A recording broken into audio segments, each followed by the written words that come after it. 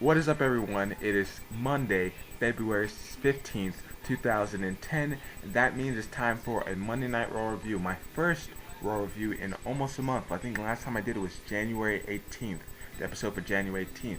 So that is awesome.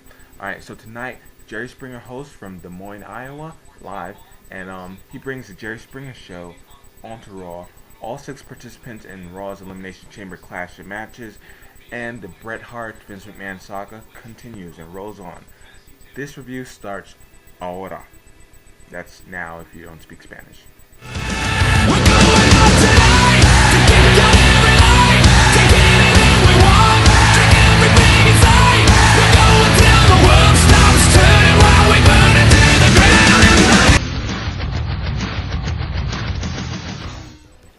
Alright, haven't heard that theme song in a while. What is up, everyone? I want to thank all of you guys, all my subscribers. If you haven't subscribed, go ahead and click the yellow button wherever it is. Don't even know. Go ahead and click that. And to all my subscribers, I say thank you. And if I could, I would visit each and every one of you and shake your hand. Yes, I would. I would do that.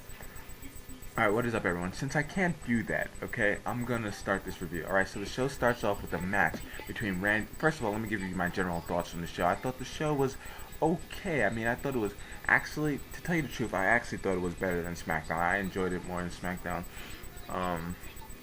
this past week. This past SmackDown, I don't know, there was something about the fact that a lot of the matches were either really quick, really bad, or didn't happen. But, you know, I didn't think SmackDown was too good. I didn't think this Raw was too bad. I don't know. Maybe that's just me. What do you think? Alright, either way, the show starts off with Sheamus, the World WWE Champion. Sheamus versus Randy Orton. And it was an okay match. I'm going to give it a 3 out of 5 because I thought they had a lot of good action. The crowd was hot all night, so kudos to the crowd. And so I thought this was a pretty good match. It ended up with Sheamus getting the win because Randy Orton was disqualified because Legacy came in and the referee saw Cody Rhodes hit Sheamus, and therefore Randy Orton was disqualified. Okay, so Cody Rhodes and Ted DiBiase get in the ring, and Randy Orton is pissed because this is like the second time that Cody Rhodes has gotten Randy Orton disqualified, and so he's pissed, and rightfully so. I mean, why not be pissed? He gives Cody Rhodes an RKO, and wow, there you go. Okay, so a lot of people think that, you know, Ted DiBiase was going to play the role of, you know, the person to betray Randy Orton, or the Benedict Arnold, if you will, of Legacy. But it turns out that Cody Rhodes is playing that part, and he got the RKO, obviously. And interestingly enough, the crowd is behind Randy Orton, almost more than some faces even. So that's interesting to note. I don't know, maybe a possible Randy Orton face turn somewhere down the future. I would like to see that, along with Randy Orton moving to SmackDown, because I think he'd be excellent on SmackDown. Alright, so the camera shows Bret Hart on his way to the ring, and then we get another promo. I mean, another recap. You know, one of those things where WWE shows over and over and over again. It's okay. So he comes out, cuts a promo, basically saying that he thanks the WWE fans for allowing him to come back, allowing him to still be relevant. But there's not going to be a match at WrestleMania because Vince doesn't want it, and so he just thanks them and he leaves the ring to boos. Because people want to see a match between Bret Hart and Vince McMahon. It is in their head that this match is going to happen, and so if Bret Hart says it's not going to happen, they boo. And they did boo. So Bret Hart walks backstage. Alright, so he sees Kofi Kingston, he sees Jack Swagger, Gail Kim, you know, random car driver, all those people. And then he sees John Cena. John Cena walks him to his vehicle, his limo, and interestingly enough, there's a woman who is parked right there who, you know, coincidentally is getting in her car at the same time.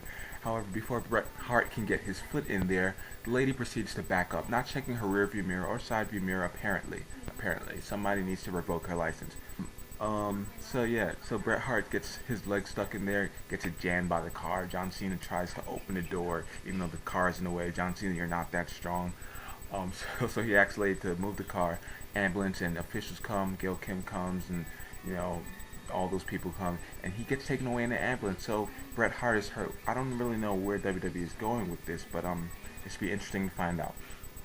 Alright, and so throughout this whole thing, throughout the end of Bret Hart's promo and the end of his, you know, incident, accident, whatever you want to call it, Michael Cole and Jerry the King Lawler are talking a lot about a lot of things, about Bret Hart making it seem so sad that he's leaving, making it seem so sad that he forgot to put his foot in the car before the other car jammed in. You know, all those things. And it's just like they have so many segments. It's kind of weird. MVP and Mark Henry are gonna face Show Miz, Big Show, and the Miz. And they end up winning. I didn't like this match too much. I really didn't like it. I'm sorry, but I thought MVP and Mark Henry were going their separate ways. Mark Henry into obscurity and MVP into obscurity, but apparently not. They're back and they actually beat the Big Show and the Miz, which obviously puts them in contention for the unified tag team titles. But I'm gonna give it a 2 out of 5 because I didn't really enjoy the match too much. Sorry. Then we have the Jerry Springer segment with the Jerry Springer show. Now, I would explain what happened during this segment, but I don't really know if I can wrap my head around everything that happens. But let me give it a go. Jerry Springer comes out. Kelly is the guest host, and basically the topic of the show is the past. It's past relationships or something of WWE stars. Kelly comes out and says she's pregnant. So Santino Marella comes out. Then Michael Cole stands up. Jerry the King Lawler stands up. Then who else comes out? Chris Masters. Then basically I don't even know how it happens, but Eve Torres comes out. Great Khali, who's a SmackDown superstar, comes out. It's just a clusterfuck, basically to try and freak Jerry Springer out. And so it turns out Hornswoggle is the father. So Jerry Springer leaves the ring, and Jerry the King Lawler reveals that it was just a joke, just to mess with Jerry Springer. I mean, this segment was it wasn't long, but it was just too much going on at one time. I don't even know if I want to explain it anymore because I really don't think I can explain it without having brain aneurysms or hurting myself. Alright, enough of that. Then we have Kofi Kingston versus Ted DiBiase. Give it a 2.5 out of 5. It just wasn't long enough. It wasn't enough wrestling. But Kofi Kingston loses to Ted DiBiase. So then we have an Elimination Chamber promo, and they tell you like it's 16 feet high, 32,000 pounds heavy. And I read Matt Fowler's on IGN.com. He does a great wrestling wrap-up blog or recap every week, and he said something that's so right. Why do they tell you how much the damn either Hell in Cell or Cage or Elimination Chamber weighs? It's not like somebody's gonna pick it up and throw it on you. That weight is completely irrelevant in the Elimination Chamber. But yeah, they show you the promo and then they run down the list. That's not important either. And they show you another one of these damn recaps with Batista and John Cena. I don't even want to talk about it. Let's move on. Triple H versus John Cena. I'm gonna give it a 3 out of 5. It wasn't as good as the one that they had like last year on Raw, and it was just it was an okay finisher, I guess. So that wraps up the show. I don't know. I seem pretty unfocused throughout this whole review. Either way, I thought the show was pretty good, so I'm gonna give it a 7, which is better than I gave SmackDown. I gave SmackDown a 5 out of 10. I'm gonna give this a 7 out of 10 because while it didn't have too much wrestling, I mean, it was definitely bearable, and by Raw standards, that is a good thing. Alright, so if you haven't, please rate, comment, subscribe. Tell me what you thought about Raw tonight. Did you like it? I don't know. I kind of liked it. It was okay.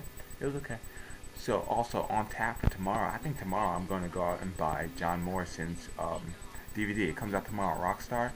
Great. It even includes the match that I loved last year with Rey Mysterio versus John Morrison for the Intercontinental Championship back on September 4th. That is a good match. That alone is worth it alone.